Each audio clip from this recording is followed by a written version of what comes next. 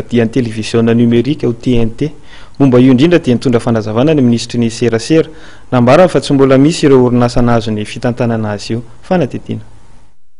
Tsy mbola nisy ny orinasa nahazo ny fitantanana ny TNT hoy ny ministry ny serasera Reboza Cyril. Mbola eo ampametrahana ny rafitra hitantanana ny tetikasa fivadiana amin'ny télévision numérique na TNT Madagasikara amin'izao fotoana izao. Rafitra ndraisan'ny sehatra rehetra momba ny serasera no apetraka raha ny nambarany. TNT io tokoa dia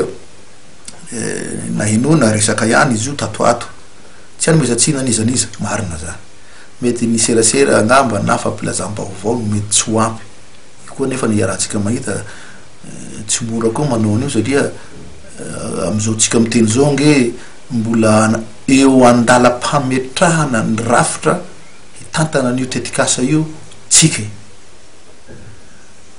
na ny fametrahana zany rafitra zany dia fantatratsika tsara fa tsy ataotao foana koa fa tsy maintsy fampiarahana any amin'ny filan-kevitry ny gouvernemanta filan-kevitry ny ministre mitondrana zany dia ampahafantarina any dia any asiana ady-hevitra manahoana le rafitra ahitavana an'io solotenany fanjakana anatin'io ahitavana ihany koa ny solotenany tsy miankina eo anatin'io rafitra io reo olona reo zany zao dia mbola hanoratanareo iangaviana hanendry ny solotenany hiditra ao anatin'io rafitra io fa ny fanjakana moa mora ny miantso azy satria atrany dia atsoina fotsiny le ministera voatondro dia manomeny ny olona izy fa raha ohatra vondrona mpandraharaha matianina ao anatin'le sehatra no atsoinao dia tsy maintsy isy fotoana izy angatakandro ivory aloha izy rehetra zay vao hoe ianona zany ny solotenatsika zalahy zay zany anatin'ny fametrahana rafitra daholo zany dia io rafitra io zany no kakazana hoe omena ndraikitra hoe ahoana zany nitondrana nyty tetikasa TNT ty eto amin'ny firenetsika dia izy mandamina hoe zao zany nanaovana azy tsy maintsy miditra am'izany etude zany tsika dia mametraka an'izao tsika izy no mandinika azy ireny zavatra eritseretin'io tsy maintsy misy sehatra koa satria mikasika ny firenena io ho tampahana any amin'ny filan-kevitry ny gouvernemanta sy filan-kevitry ny ministra any ny zavatra ataondreo zay vo azy tanterahana satria hisy volam-panjakana ivoaka am'izany tsy ataotao foana zany io fa misy an'izay lamina rehetrarehetra zay atao amin'izy io ka zay le lazako aty tariam-boalohany tsy fanamoizatsiny misy fahadisonay aty tompona ndraikitra angamba hoe tsy ampy ny serasera tsy maninona. Anisan'ny dingana tanterahana amin'izao fotoana izao ny famolavolana ny lalàna amin'ny feny télévision numérique raha ny dingana misy any Madagasikara ho tafapetraka amin'ny volana Jona 2024 ve ny TNT. Iny le volana Jona 2024 iny moa lazaina amin'ny sehatra iraisam-pirenena anao anatina fikambanana anao iraisam-pirenena tsy hoe itsika fotsiny ilazana an'iny fa zao tontolo zao mihitsy ny lazana an'iny hoe izy rehetra hiditra amin'io zany dia tia ny daty eto nefa dia efa lazaiko mialoha ireo firenena rehetra ny lazaina an'io dia tsy mitovy ny zava-misy ao anatin'ny firenena zay ireo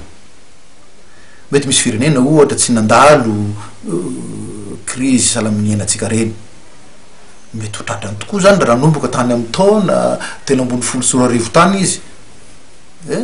mandra-pahatongavan'ny taona 2024 mety ho tratrany tokoa zany satria tany izy nanomboka ohatra roa ambony folo volana telo sy roa arivo roa ambony folo volana ny efatra ambony folo sy roa arivo tsy fa efatra amby roapolo volana zay miampy an'le tapa-taona amin'le 5 ambony folo sy roa arivo mety ho tratran'le olona zay fa itsika tsy afaka hiteny ho tratratsika io ny tsy mety kosa ny tsy miasa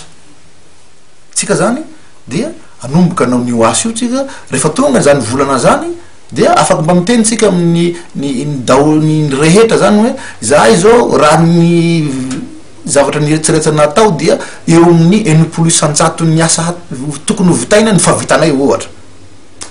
am'izay fotoana zay afaka miteny tsika fa ny tsy mety raha tonga le izy ahoana anareo Madagasikara zay mbo tsy nanao ninina satria tsy ho tratranay iny tsy mety zay no Maria Ministra fa tsy misy ny sazy mivantana azo raha toka tsy manova ho TNT. Maro kosa nefa ny tombontsoa azo amin'ny fampiasana ny TNT ankoatra ny kalitaon'ny sary sy ny amora ny fiparitahan'ny sary sy ny feo dia ahafahan'i Madagasikara misintona hatrany ny tombontsoa amin'ireo teknôlôjia ny serasera izay tsy mitsaha mivoatra. Ny ministra Reboza Cyril izay vao avy nanatrika amin'ny fampiratiana iraisam-pirenena momba ny teknôlôjia sy ny serasera tany Amsterdam ny herinandro lasa teo.